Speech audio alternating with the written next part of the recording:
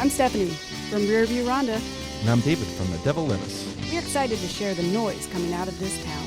This is Noise and Nonsense, a podcast about the bands playing your favorite house shows, DIY venues, or melting faces at the local bar down the street. These are the bands you should know, the ones killing it locally in rock, punk, metal, all local, all killer. Support your local scene. Let's dive in. What's up? Not much. How are you today? Pretty good, pretty good. I feel like today was a little hectic, but we got it together. Yeah. Got here on time. Yeah. So last night I seen the worst, best movie. I think I have to hear about this. Have you seen Paul? No, I haven't. Okay. Yeah, so I was visiting my mom, and her partner just like turned on a movie for all of us to watch, and it was called Paul. And then I realized as it started, I was like, oh, it has like the two main actors from Shaun of the Dead. Oh, okay. Yeah. I was like, this is going to be good. Yeah. And yeah, it is worth a watch. It is, yeah, it's about an alien. And so this little alien named Paul goes on this crazy adventure with them. Paul, is it newer? No, I think it was like 2015. Movie? I was like, well, okay. Nobody liked it apparently. And it was done bad, but done. I mean, it had like some big people in it. Like, yeah, I'm terrible with actors' names, but it like had like two. Is it Bateman? Jason Bateman. Oh yeah. So it had him from Arrested Development, and then like the dad from Arrested Development. Then I don't know her name, but like some actress that's on Saturday Night Live, I believe she is. Does the alien look weird? He looks like the stereotypical alien appearance, you know, like the big head, tiny little body. I'm trying to think. As you're talking about it, I'm like, God, this kind of sounds familiar. I don't think I've seen it. I think I've seen like people talking about it. Yeah, you should watch it. It's worth a watch, and you could probably watch it with Remy. I don't know how loose you are with movies. We watched it with our kids, but yeah, we're pretty loose. We let her watch Beavis and Butthead. There were questions that I was like, I'm not answering that. Yeah. Ask me in 8 years. Yeah.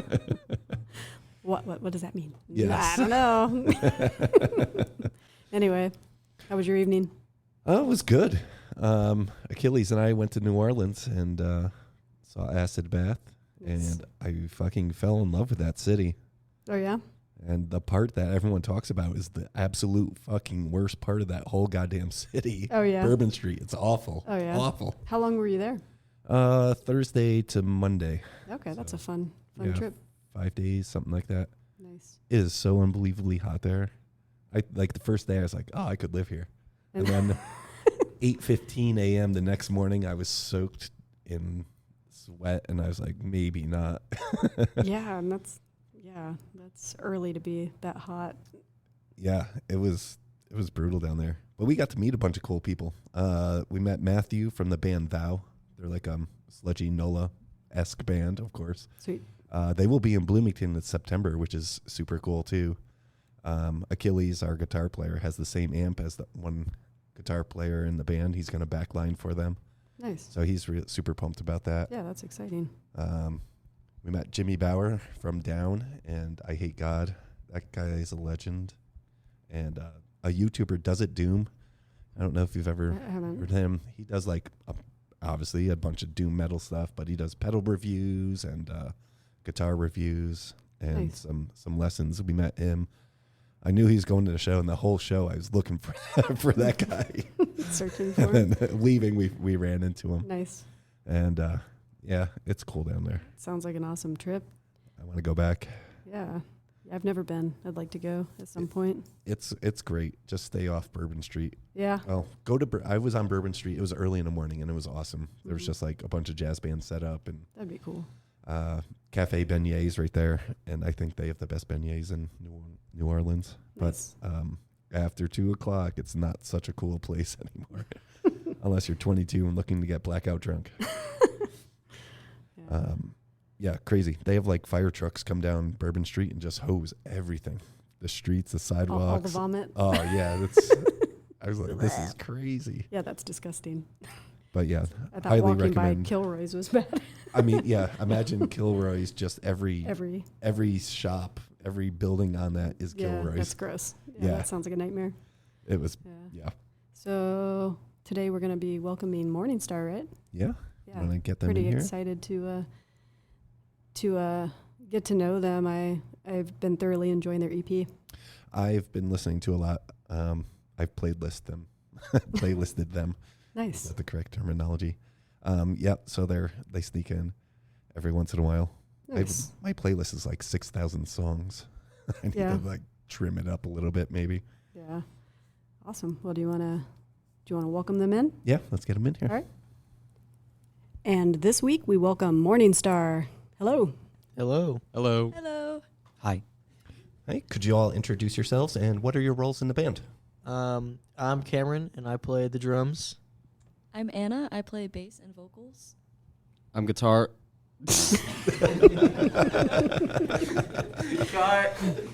I'm Tom. I play guitar and occasionally do vocals. I'm Nova. I also play guitar. So guitar. No, just kidding. That's his father's name. Just call him Tom. Well, thank you for spending some time with us. Glad we could get you in the studio. Awesome. We're excited to be here. We love talking about ourselves and talking in general. Yeah. So could one of you or all of you tell us how Mourning Star got together? This is Tom's question. Tom already claimed this one. All right, I didn't claim it. I just said that, whatever. So Mourning Star started when I moved to college last year. I'd quit the band I was in because it was Indianapolis-based, and I kind of wanted to do something different. And I already knew Anna because we met at a Mannequin Pussy show a few years earlier. A year earlier. And then Anna knew Nova and Cameron, and then our previous bass player, Alex, I knew her because I met her at Burning Couch in 2023. So that's kind of how then it was sort of just everything kind of fell together. It was just like everyone knew someone. Started. I would say by then, like, we were all itching really bad to like actually play shows, and so it was like, okay, we need to actually like get a band name, get an Instagram, and like actually write songs. Yeah. And then me and Nova and Cameron were also in another band at the same time called F-Bomb. So oftentimes, like, when we were first starting with Mourning Star, we would do like back-to-back rehearsal for like F-Bomb for like an hour, and then it would be like Mourning Star, and then it would be like 10 p.m. on like a Thursday, and then we'd be done. Yeah, a lot of late rehearsals. So where do y'all practice? We used to practice at Jefferson Street because they have a great space, and Ben Fowler is a really nice person. And they had all the gear. They had like the drums and the amps. Yeah, so that was really nice. We practiced at we used to practice in someone's garage that just let us practice there for like fairly cheap, relatively cheap, not really cheap. And then for a little bit we were practicing in a place I was renting. It was like a really small like space. And we were practicing like kind of in my bedroom because I had an electronic drum kit at the time, and that was It sounded terrible. All of our like demos from that point sounded so bad because of the electric drum kit. But then more recently, for the past like we're coming up on a year. It's been like since April 2024. It would have had to been during May because I didn't have the place in April. Then May 2024. But yeah, as of May 2024, we switched to the basement of the place I'm staying in now, which is like it's the final iteration of a practice space because we have our own drum kit. We got a PA down there. You know, people just bring their amps over, and that's also where we record all our music too. Where did the band name come from? So on my phone, like anytime I hear something that I can misconstrue as like a cool band name, I write it down. And I think Mourning Star was just something I heard somewhere. I like to tell people that sometimes I say that it was from like the medieval weapon, the Mourning Star. And then other times I'll tell people that it's Mourning Star Farms, like the veggie burger company. But it's just like a name for my phone. And anyone could have said it. I think you just screenshotted a list of your notes app. Yeah. And said which one of these sounds the best. And I think just like you and Anna, like I didn't really have a preference at the time. I think you and Anna were just like, Mourning Star sounds cool. We're doing The that. top contenders were like Mourning Star and Slug Dog, and I think we like Mourning Star more. Slug Dog is good though. Yeah, Slug Dog goes kind of hard. It's like a slacker rock band though. Well, we'll have to use that for something else. No one take that, please. I think Slug Rug is already a band here, Yes. so we Yes. were Slug, like, yeah. It sounded way too much like Slug Yeah. Rug. like imagine a bill. It's like Slug Rug, Slug Slug Dog. Dog. You could have had a whole slug show, though. Snail mail. Yeah. So for the listeners who have never had an opportunity to listen to you, can you all describe your sound? I think we each can do like a brief thing. I would say it's very like noise rock-esque. Someone described us online as like noise pop, and I really like that description. I would say like noise rock with an appreciation for like shoegaze and dream pop. Everyone else said it pretty well, so you know. Yeah, mainly that. A lot of inspiration from like, Sonic Youth and a lot of bands from the 90s. I mean, a lot of bands from the 80s too. Yeah, I think we all have we have a lot of similar influences, but at the same time we all have like some of our favorite bands are like drastically different from one another. So but yeah, like I take a lot of inspiration from like Modern Music Wednesday. That's been one of my favorite bands recently. Car Seat Headrest. So there's some a lot of older influences, but mixed with a lot of newer influences. But they're all kind of noisy, dreamy, and just kind of loud and dynamic. I will say another big inspiration for our sound comes from a lot of the local bands we play with.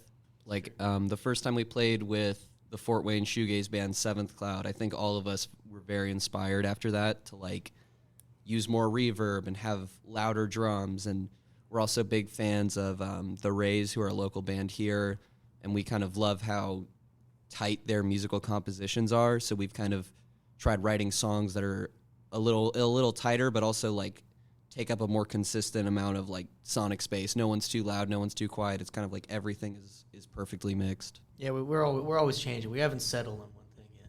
What's your songwriting process like? So it typically starts with me just playing guitar at home, and then if I come up with something that I think sounds cool, whether it's just one small riff or a full song structure, I just record it on my phone as a voice memo.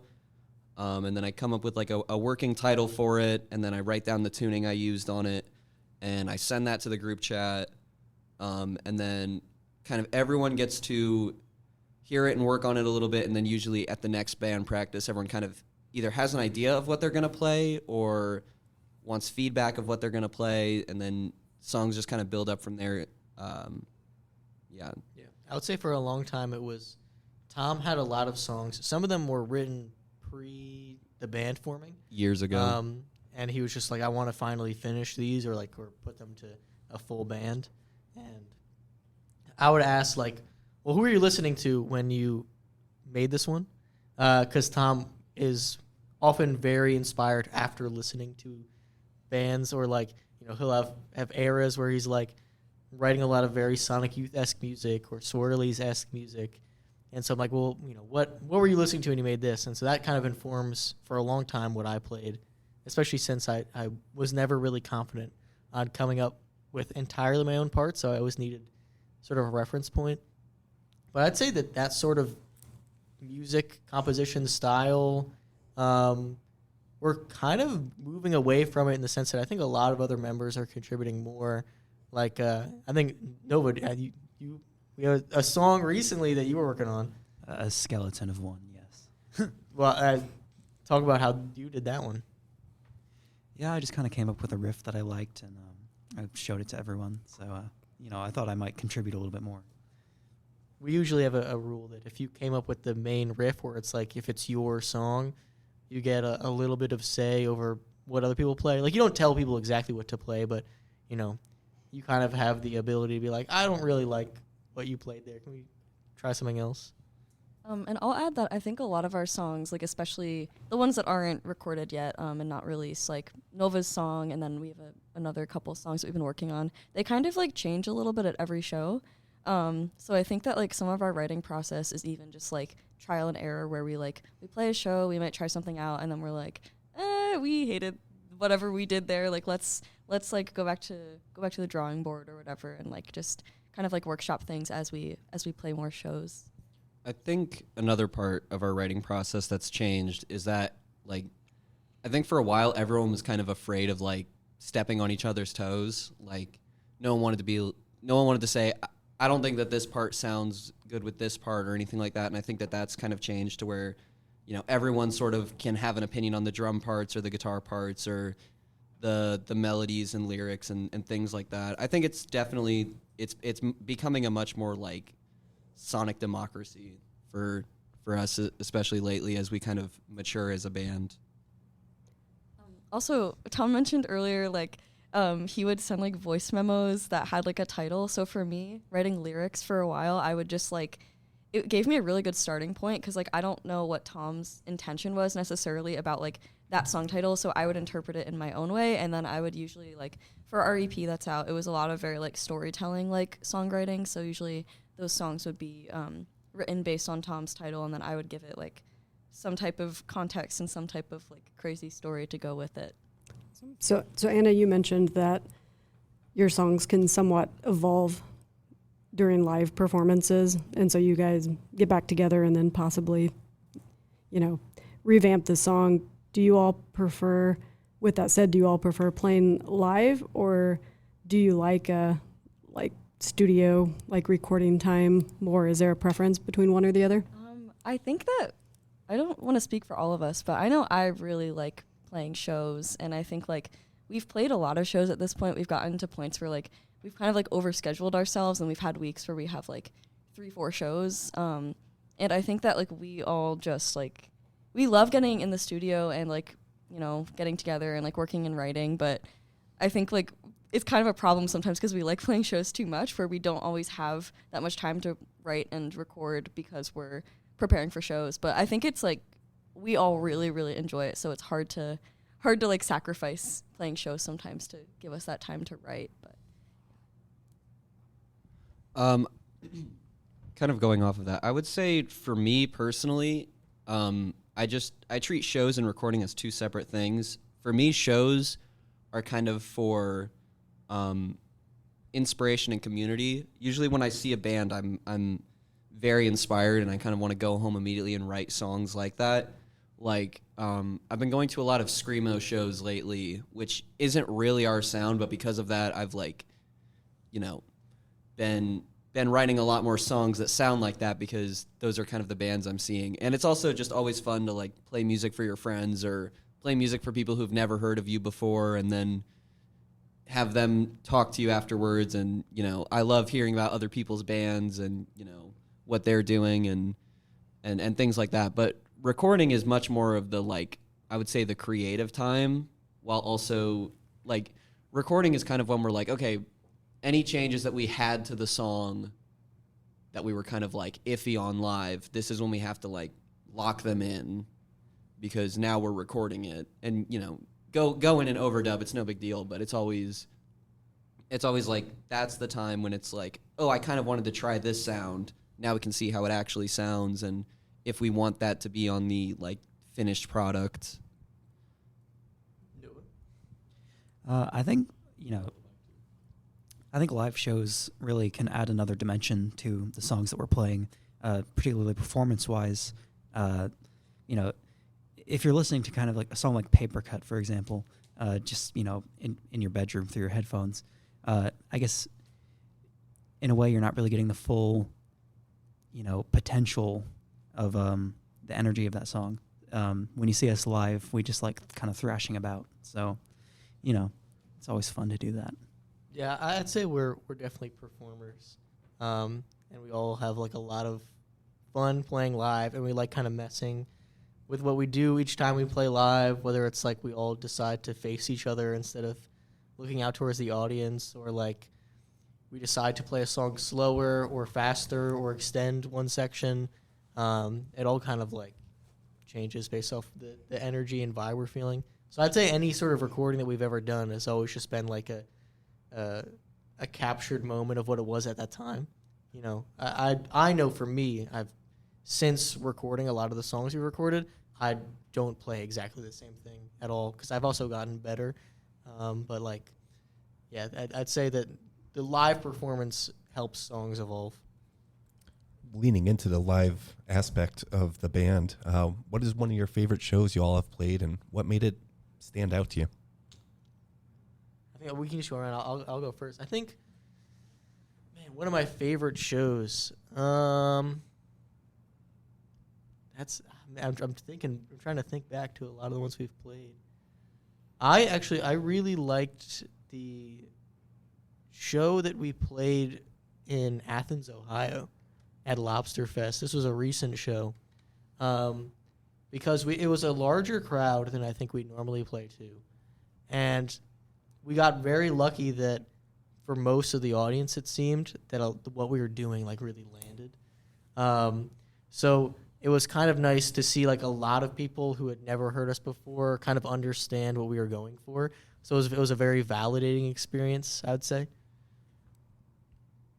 I would say honestly, I would say Lobster Fest too, because that show just had like there was so much energy there coming from the audience. Like, you know, we have a lot of banter sometimes, but it was funny that like we would say something and people would respond to it, and it seemed like people were really liking us.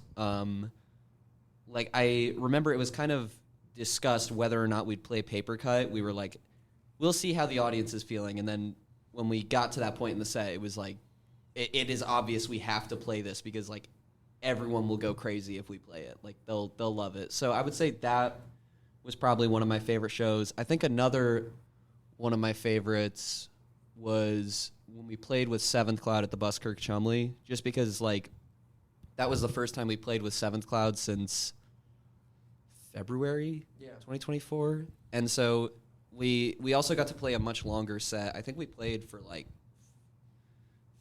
45 minutes. We played everything we had. We played everything we could play, and it was also just fun because it was really cool that there was such a big emphasis on like Mourning Star and Seventh Cloud. It was kind of like that was when I realized like, oh, we're actually gaining a bit of traction. Like people kind of know who we are now. I will say I agree. I loved both of those shows.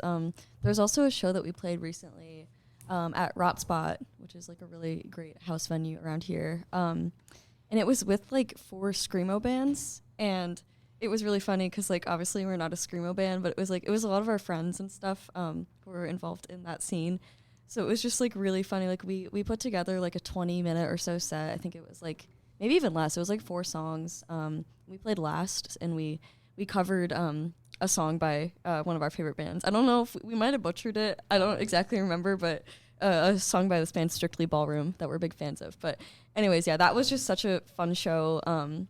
I don't know if we played the best, but I think it was more about just like a lot of our friends in the same room and just like getting to play with such like drastically different musicians than us was super fun. So yeah. I think the show that was most impactful and enjoyable for me was Culture Shock, because that was after our run in Ohio, which was the first time we'd ever really done something like that. It's the first time I've left Indiana since like a few years ago, which is sad to say, but it was. I came back and my mom was there. That was pretty cool, and lots of people were watching us. It was a sunny day, and we sounded really good. So That was a good one. That's definitely not an unforgettable show, and an unforgettable day in general. Yeah. And then afterwards, I just went home and slept for 17 hours straight. So I have to ask, Lobster Fest, is it what it sounds like? Because you're saying Athens, Ohio. I'm like, doesn't seem like Lobster Central here. I was thinking the same thing. This is the question we had when we got there. We're like, why is this Lobster Fest? Doesn't seem like there's much lobster here. It's just because the student radio at the college there, their mascot is a lobster. Oh, wow. Oh, okay. University of Lobsters. So that's just kind of what they ended up doing.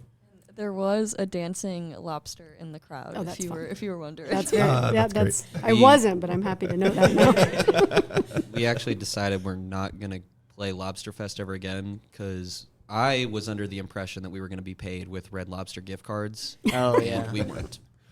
They gave us money instead, which we hate. It was a short What am I gonna do with commercial money? break. Need my Cheddar Bay biscuits. You'll say you really get into the performance part when you're playing live. How do you engage with your audience when you're on stage? I, honestly, and maybe I'm speaking for everyone here, we kind of we don't. I think we engage with each other, which I think, obviously there's some secondary engagement that happens with the audience, when they're watching us. But I think a big part of our live performance is making sure that we are all engaged with each other, and hopefully that's entertaining to the audience. We kind of very early on, Tom was very adamant about no spots. We're doing band introductions where we introduce every member of the band.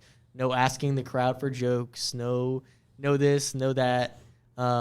Which it's funny. Obviously Tom was not being 100% serious. He was joking a little bit. But I think a big part of us is people are there to watch us play music. And we'll play music for them. And in order to give them the best performance possible, we should all lock in and play with each other and focus on each other. If one person is stuck, mentally, they're falling down the hole of I'm making a mistake during a show, it's it's the duty of everyone else in the band to pull them back out and continue the show. Also, for me, since I'm usually on a mic, I just in general, I just feel really awkward talking to the crowd, especially sometimes you just can't really tell what the crowd is feeling. So for me, it's been, since I started playing an instrument in the band, I started playing bass after our old bassist, Alex, left. I feel that's been helpful for me because I can just kind of play I've been doing little interludes between our songs, so it's not that weird, awkward silence where it's just I don't really know what to say to the crowd. Obviously, I'm so happy that everyone's here and everyone's cheering, but I'm just not great at banter. So I've been playing little fun interludes in between, and I think that helps me stay less out of my head because I'm not oh my God, was what I just said really silly, or do I sound really awkward right now? For me, I think I've just to get the crowd engaged, I just loosen up. As Cameron mentioned, I used to be very strict about I don't want any dead air. I don't want no band introductions, no asking the audience for jokes. When we're not playing, we're tuning, and when we're tuning, someone else has to be doing something so there's no dead air. And I think we still do that. We used to use samples, and now we just kind of drone. But I think for me personally, I'm not really as opposed to talking to people as I was. Sometimes I see bands that they don't say a word to the audience for the whole show, and everyone's still very engaged. I think when we saw Tagabow and Full Body too, they didn't really say anything to the audience, but it was very cool. I think now we're kind of at a point where when we're playing in Bloomington, a lot of the people that we are seeing are our friends, and so we can kind of just talk to them while we're playing, which maybe isn't the most professional, but it's fun. And we have banter with each other. Typically when there's this next song is called da da da da, it's I think typically me who does it, but Anna does it sometimes too. Another thing is just that people love noise. That's one way to get people engaged is people go absolutely insane if you jam a drumstick in a guitar. Do we have anything to add? Or we cover? We do a lot of monkeying about. No, I don't really have anything to add. I just kind of agree with everything that's been said. Yeah. If you all could open for any band, dead or alive, who would that band be? I'll say the nice answer, and I'll say Seventh Cloud because they're our friends. But we've already opened for them a few times. So I would say beyond that, I would love to open for the band Deerhoof, who I've been obsessed with recently. I had brief periods of obsession with them a few years ago, and ever since their latest release, I've been back to being obsessed with them because not only do they make fantastic music, but ideologically I agree with them, and I think they have a lot of the same ethos that a lot of us have. And so I don't know, I love playing with people that are just so much better than me because one, I learn a lot, and two, it's it's nice to even be somewhat associated with a band that's just so incredibly talented. I was gonna say an answer that sounds cooler, but quite honestly, I'm a big nerd of the band Car Seat Headrest. I love them, and like they've just been my favorite band for like years at this point. So like I would love to open for them at some point. And then another band that I was thinking of is Wednesday. I feel like our sounds maybe match a little bit better, but they're just so good. I really hope that I can even see them live at some point. They've been a huge inspiration for me in this band. So I would love to open for Wednesday. I would say for me, it would totally be the Swirlies. I feel like they've been one of the most influential bands on me for the past like 3 years. And that also feels relatively realistic because like Swirlies doesn't usually sell out stadiums, but they do play a lot. But a recent answer would be I've been super into the band Record Setter. They're like an emo band. And I feel like that could be doable because we were talking to our friend in Indy, John, and he said that he's booked them in Indy before. And I was like, if you can get them back here and there's any way we can open for them or anything like that, if I can just go, please tell me. So I would say Swirlies and Record Setter are like, I would want to open for them right now. Shout out John Ramos, 5th member of Mourning Star. Ramos. I'm gonna also say Seventh Cloud because we just have kind of a very strong bond, I guess, from all the shows that we've played together.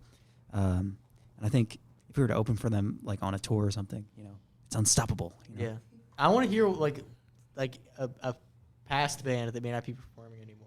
I want to hear what you think about that. I have some guesses. Yeah, you have some guesses. I think it'd be kind of fun to open for like the Jesus and Mary Chain at the height of their speed addiction. Like 1986 when they were still smashing gear and playing 15-minute sets with their backs turned to the audience. That'd be pretty fun.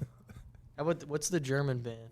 Oh yeah, Einstürzen und Neubauten. Yeah, that one. That would be crazy too. I feel like we wouldn't be able to live up to anything that they're going to do after we play. Yeah. What's a misconception about your music, the band, or your genre in general that you feel might exist? Oh my God, I've got a lot of things to say about this. One thing was we originally were labeled ourselves as a shoegaze band because we liked a lot of shoegaze music or a kind of old shoegaze music. So My Bloody Valentine and Slow Dive and Cocteau Twins and all these things stuff that would be really affiliated with shoegaze or dream pop or whatever. Shoegaze has kind of had a resurgence among people our age recently, and the music that's associated with that word isn't necessarily the same. So we've tried to shift away from it because I'd say shoegaze nowadays is much grungier than shoegaze used to be. And that's not a bad thing. Obviously, genres change a lot. But I would say a big thing is try to avoid the label of calling ourselves shoegaze. One, because it's relatively limiting. But two, it's also not necessarily true anymore with how most people picture shoegaze. There was an article that someone wrote about us, and this was so sweet of them to say, but they called us effortlessly cool. And that's just I think we all thought that was really funny because anyone that actually gets to know us, we're not cool and especially not effortlessly cool. So I just thought that is I'm do people actually think that? Anyone that knows us, we're all pretty big nerds and just really awkward people. We're kind of awkward losers. Yeah, we're kind of losers. So and I'm so flattered that people think that, but I thought that was a really funny misconception. Every time I'm on stage, I kind of look like I'm pooping my pants. I really can't think of any misconceptions. I think for me, I have this problem where now I'm sleeping in the bed I made because I think for a long time I was like, no guys, we're really shoegaze. We're a shoegaze band, and now all of us are listening to different music and trying to change our sound, and it's oh man, this doesn't sound like what we used to do. So I guess just that I think even labeling ourselves was something because Labels are a trap. Yes. Yeah. Labels are a trap, and I feel like I've been caught in the bear trap. Yeah. We kind of like I don't know if we ever said we're like put like, you know, shoegaze in our bio, but we said like we were stargaze for a while, and I still think that's a really cute term. But I don't know if we should still do that, or like if that's fueling that misconception. But Genres are great. Genres are weird and funny, and what's the best thing about them is that TikTok loves gatekeeping specific genres and being the most obnoxious, annoying people in the world that almost make me despise music. Everybody because wants of to put you in a box. Like Yeah. it's and they'll see something like, this isn't shoegaze, this is shoegaze. You can't use an SG for shoegaze. You have to be using a Jaguar or Jazzmaster for shoegaze. You can't be using this amp. You can't be doing that. I'm like, who made these rules? Like, this is like, what is it makes me angry. I hate. And the worst part is I fall for those because for a long time, like my main guitar that I write everything on is a Telecaster, and I was like, I can't use this for shows because it's not shoegaze. I have to use my Jazzmaster or else I'm not shoegaze. And now I'm like, I don't care. I like my Telecaster and I want to play it. just make music that you like and that makes you happy. Worry about someone who's making the Rate Your Music page will put a label on it. You know, don't go in with a label. Do you have a song that might mean more to you than your fans even realize? I'll give it to Anna because Anna knows all the lyrics. I'll be honest, I don't even know if I know most of the lyrics to our songs. You should, Well, do a quiz. I don't think it has to be lyrics. I think Quiz 'em. Like I would have guessed that yours, Cameron, would have been Sad Song because like that's one that doesn't get a lot. Like I think live people really like it, but kind of recorded wise, it's not getting the same love as say like Decatur or Paper Cut. But that's your favorite one because. Well, I'll say that would mean something to me because that was the last song we recorded. That was like the final one, and the whole process of recording the EP was like me learning to record music. And I didn't come from a background of knowing how to do that. So it being the last one is the one that I personally had the least trouble with when I was mixing it with all the, like I made the least amount of mistakes. I'm sure if I went back and listened to it right now, I would be upset at myself and want to open the file again and change stuff about it.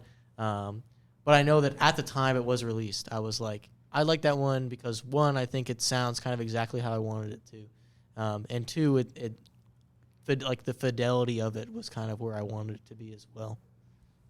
Yeah, I also think Sad Song for me, that's one that I feel like I haven't talked a ton about, but I think on our EP there's 2 like extremely personal songs, and then the rest are all that like more like storytelling, like kind of just like more fantastical type songwriting. But those 2, Sad Song and Not For You, those are like more personal anecdotes for me, and like Sad Song specifically is just like themes about like the fear of death and just like me kind of like going through this like mental crisis sort of, and it's sort of like a big panic attack of a song, although it doesn't always sound like that because it's very very like subdued in the beginning. I'd say it's kind of like it's very inspired by Modest Mouse, and very like, you know, kind of just like vibey for a while, and then it gets really loud. So I think that song people don't really look enough at. That one means a lot to me. I would say probably for me it's Flowers, which I think gets a lot of love from like our friends. Like I know I can think of like several of our friends who say that like their favorite song of ours is Flowers, Flowers for Your Friends.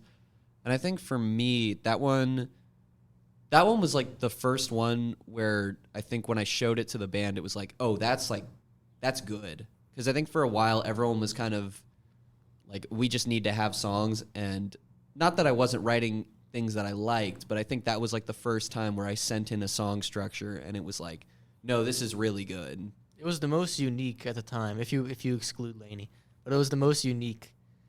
Rest in peace, Laney. One day. We'll figure that one day. No, I want to hear what Nova has to say. I'm not going to say too much about it because the song is not finished or out yet. So, but you know, it's the one that I approached the band with a riff for, and it's about a loss that I've experienced recently. So, you know, that'll come out when it does.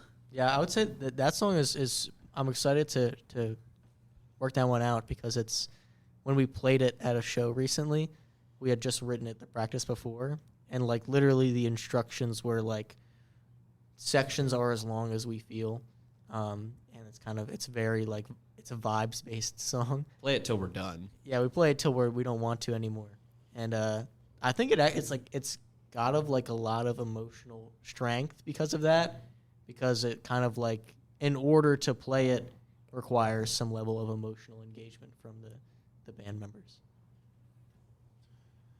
As a band, we also record in-house. As you said, you all are recording in-house. What does that process look like? How are you tackling that? How many tracks you all laying down? I could talk about this because it's literally all I do pretty much. And I don't think I'd be in the band if I wasn't doing this. That's it. I mean, that's a joke. But yeah, I mean, for a lot of our stuff at first, like the first things we have out, that was all done, kind of the modern way of recording where each person is recording their part individually and then you layer it on. Those first two were done in a really weird way, which I would never do again, where we recorded a scratch take with the bass, and then because the bass was DI'd, and then someone would play along to the bass, and because drums took me the longest to set up and record and required so many takes, I would always record the drums last because I didn't want to waste everyone's time, which is don't record drums last in a song, especially if you're not recording to a metronome, because now you have to kind of like be basically listening the entire time instead of focusing on playing. But for all the stuff on the EP was live recorded. So I would mic up the kit, and then we'd throw amps into like a laundry room, which is in the basement, or a bathroom, which is in the basement, and we would just all play it as if we were playing live. Some songs would take more takes than others. Tom is signaling something. I was signaling the headphone amps. Oh yeah, we got in-ear monitoring that I have set up through my interface, and so going in, we would the most I think we ever did for the EP was 8 tracks in at once, and then we double a guitar track. I always double. Yeah. I like that. I don't really know why. I think it was because I was so into Smashing Pumpkins for a while, and they would do like 10 guitar tracks. But I have to double track. I have never liked any of my guitar parts if it's just one single track the whole time. Yeah, we double track those in. If there's like a lead part or a solo or anything that's an overdub, sometimes we'll do that. Most of the songs are pretty faithful to how we would play them live. And then after I get the instrumental done, Anna hops in on vocals, which that's got a whole process in itself, and is very particular about how her vocals come in. I think a lot of singers are. Honestly, that is the recording part that takes the longest, and it's not a bad thing. Anna just has a very strict set of requirements for how her vocals sound. It's like actually just so like it just destroys your brain trying to record vocals. Like you're not meant to hear yourself like that, just like drive vocals playing back to you in headphones. So it drives you crazy. I think I've gotten better at like not being too hard on myself. But yeah, I will say for the lyric side of things, sometimes lyrics change like as I'm about to go record. I'm also very picky about lyrics, and like it's because it's one thing to change them as you're playing shows, but like they're gonna be it's like set in stone, like that's it pretty much when you go to record as far as lyrics go. So I'm like, I want to make sure that I get what I want to say right when the time comes. I could fill up a whole podcast with like specifics of everything, but I'll talk in generalities. Yeah, no, I agree. Like the vocals are the worst. Like I do vocals in my band, and it's like, well, the song sounded great until now, and now it's like I just ruined it. I just made everything suck.